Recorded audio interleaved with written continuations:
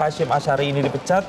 Naila dan juga pemirsa, kita tahu bahwa lembaga-lembaga negara seperti MK itu ramai kemarin, Anwar Usman, kemudian KPK juga ada Firly Bahuri. Sekarang KPU, Hashim Asyari ikut juga disorot karena terlibat tindak asusila. Iya, dan akhirnya diberhentikan begitu ya dari jabatannya. Nama Hashim Asyari trending setelah Dewan Kehormatan Penyelenggara Pemilu atau DKPP memberhentikan dirinya sebagai Ketua KPU RI, pemirsa.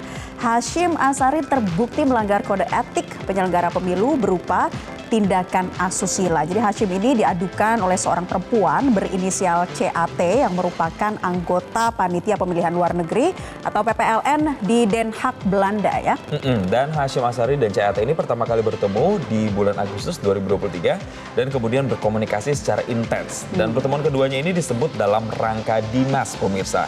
Tetapi Hashim Asyari ini sempat mengajak CAT untuk jalan-jalan berdua di sela-sela acara bimbingan teknis atau BIMTEK di Den Haag. Dan apa yang dilakukan oleh Hashim Asyari ini menurut DKPP tidak patut karena status Hashim Asyari yang juga sudah berkeluarga. Betul, dan dalam kasus ini DKPP mengabulkan seluruh pengaduan CAT. Hashim dilaporkan ke DKPP pada 18 April 2024 lalu karena dianggap melakukan pelanggaran etik berupa tindakan asusila berbasis relasi kuasa terhadap CAT. Hashim kemudian juga dianggap memenuhi kepentingan pribadinya dengan menyalahgunakan jabatan.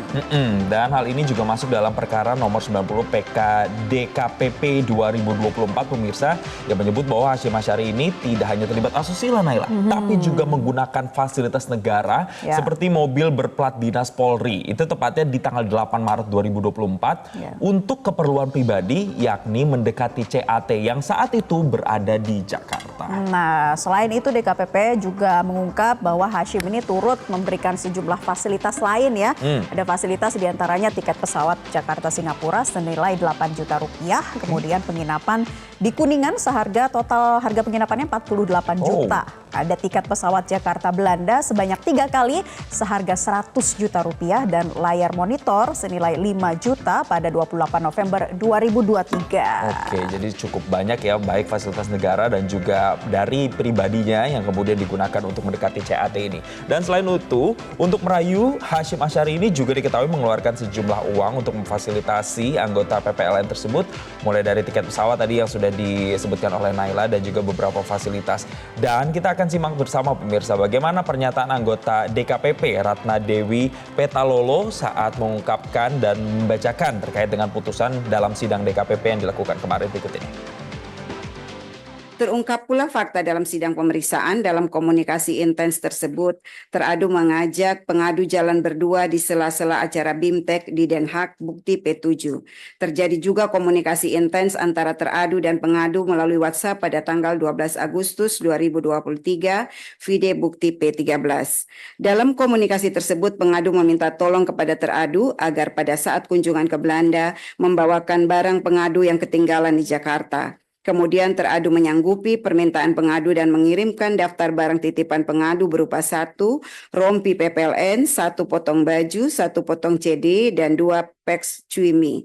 Terhadap pesan tersebut, pengadu menanyakan apa yang dimaksud dengan CD, padahal barang tersebut tidak termasuk barang yang dititipkan oleh pengadu. Teradu menjawab dengan nada bercanda, "Oh maaf, keselip." Bukti P13. Terhadap fakta tersebut, DKPP menilai tindakan teradu tidak dibenarkan menurut etika penyelenggara pemilu. Teradu terbukti menyisipkan kepentingan pribadi dalam melaksanakan tugasnya. Permintaan teradu untuk jalan berdua dengan pengadu tidak patut dilakukan, mengingat status teradu yang sudah berkeluarga.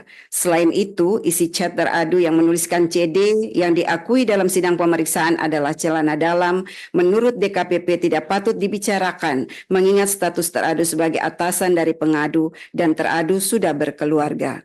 Apalagi dalam pesan pengadu kepada teradu tidak ada titipan berupa CD untuk dibawa ke Belanda. Berkenaan dengan dalil bahwa teradu menyalahgunakan jabatan, wewenang, dan fasilitas negara untuk kepentingan pribadi, terungkap fakta dalam sidang pemeriksaan bahwa benar teradu menggunakan kendaraan dinas milik teradu untuk kepentingan pribadi mengantar dan menjemput pengadu di luar tugas kedinasan pada saat pengadu berada di Jakarta. Bahwa teradu juga terbukti memfasilitasi tiket pesawat pengadu pulang pergi Jakarta Singapura dengan total biaya sebesar 8.697.500 saya ulangi, Rp8.697.500 sebagaimana keterangan pihak terkait Retno Kusumastuti, Vide Bukti PT 1 dan PT 2. Selain itu, teradu juga memfasilitasi penginapan di apartemen Oakwood Suite Kuningan dengan total biaya sebesar Rp40.716.900 sebagaimana keterangan pihak terkait Ahmad Wildan Sukoya, Vide Bukti PT 1, PT 2, dan PT 3. Bahwa Nah, tadi kita sudah dengarkan bersama ya keterangan dari anggota DKPP Ratna Dewi Petalolo. Nah, usai pembacaan putusan, Hasyim Asyari ternyata berucap alhamdulillah karena telah dibebas tugaskan dari tugas-tugas berat sebagai Ketua KPU yang menyelenggarakan pemilu di Gedung KPU Jakarta kemarin. Jadi sudah ada keterangan disampaikan ya. Walaupun singkat, padat, dan jelas begitu ya. Dia bilang alhamdulillah saya dibebas tugaskan begitu dan bersyukur atas keputusan yang disampaikan oleh DKPP dalam sidang kemarin. Dan dalam sidang kemarin sebetulnya Hasyim Asyari itu tidak hadir secara langsung, Naila, atau tidak hadir di ruang persidangan, tapi hadir melalui online begitu atau melalui Zoom. Dan menanggapi ketidakhadiran secara langsung, ini kuasa hukum dari CAT atau pihak yang melaporkan menyatakan bahwa menghargai keputusan untuk Hasyim Asyari ini tidak datang. Tapi kemudian ada wartawan yang bertanya apakah nantinya ini juga akan diteruskan ke ranah pidana. Tapi pihak kuasa hukum dari CAT ini mengatakan bahwa menghargai hasil yang sudah ada dan nantinya ini juga bisa menjadi one step closer untuk nanti ditingkatkan ke tingkat yang lebih tinggi. Betul. Nah, kiprah Hasyim Asyari pemirsa selama menjadi ketua KPU ini ternyata tidak luput juga dari kontroversi. Jadi ini bukan kali pertama begitu ya. Terhitung sejak tahun 2023 lalu Hasyim kerap kali dijatuhi sanksi peringatan hingga peringatan keras oleh DKPP lantaran melanggar kode etik. Kita akan lihat ya informasinya berikut ini. Kiprah Hasyim Asyari selama menjadi ketua KPU tak luput dari kontroversi. Terhitung sejak tahun 2023 lalu, Hasyim kerap kali dijatuhi sanksi peringatan hingga peringatan keras oleh DKPP lantaran melanggar kode etik. Dimulai dari Februari 2023, DKPP memberikan sanksi peringatan kepada Hasyim terkait pernyataannya yang memicu kegaduhan soal sistem proporsional tertutup. Kemudian pada April 2023, DKPP menjatuhkan sanksi peringatan keras terakhir kepada Hasyim karena memiliki hubungan pribadi dengan Hasnaini Muin atau Wanita Mas. Dalam putusan DKPP, Hasyim terbukti melakukan perjalanan pribadi dari Jakarta menuju Yogyakarta bersama Hasnaini pada 18 Agustus 2022, di mana tiket perjalanan ditanggung oleh Hasnaini. Padahal di tanggal yang sama, Hasyim memiliki agenda resmi selaku Ketua KPU untuk menghadiri penandatanganan MOU dengan 7 perguruan tinggi di Yogyakarta.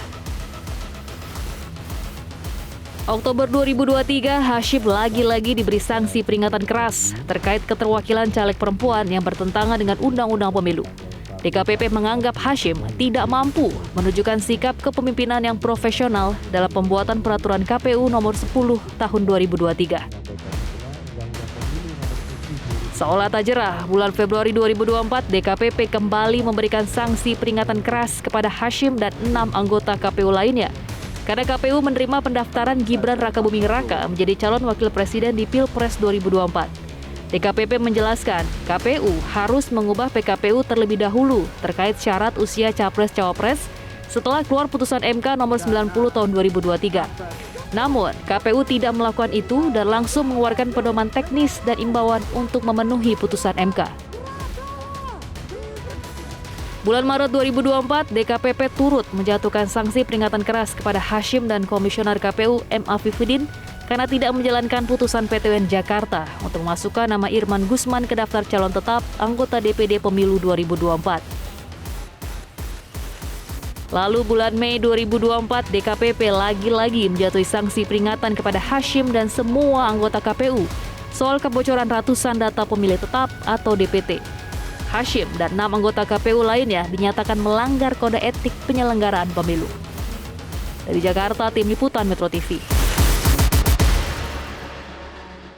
Ya, jadi sudah ada rekam jejak sebelumnya ya yang mengatakan bahwa Hasyim Asyari ini banyak melanggar kode etik begitu. Jadi ini sudah menjadi akumulasi DKPP yang akhirnya memutuskan untuk memberhentikan Hasyim Asyari dari jabatannya. Betul, ini adalah perilaku berulang begitu ya. Dan sama kasusnya pun adalah kasus tindakan asusila begitu. Kita akan melihat pemirsa bagaimana tanggapan warganet terkait dengan mantan ketua KPU Hasyim Asyari yang terlibat kasus asusila. Ini dari B_ning sekian.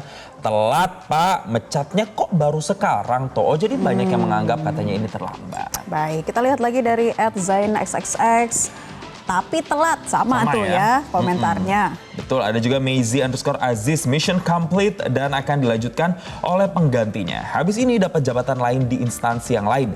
Tipu-tipu rezim Mukidi udah kebaca alurnya akan kemana? Wow, ini spekulasinya juga lumayan liar juga ya. Liar ya, kita lihat lagi dari Yol of Legacy yang tinggalkan untuk keluarga pecatan atas perbuatan asusila, memalukan dan menjijikan. Yaitu dia ya ragam tanggapan dari warganet terkait trending topik kita hari ini. Dan tentunya nantinya siapapun penggantinya begitu ya. Ya diharapkan tentunya bisa menjaga marwah dan juga kode etik dari jabatan sebagai ketua KPU. Jelajahi cara baru mendapatkan informasi. Download Metro TV Extend sekarang.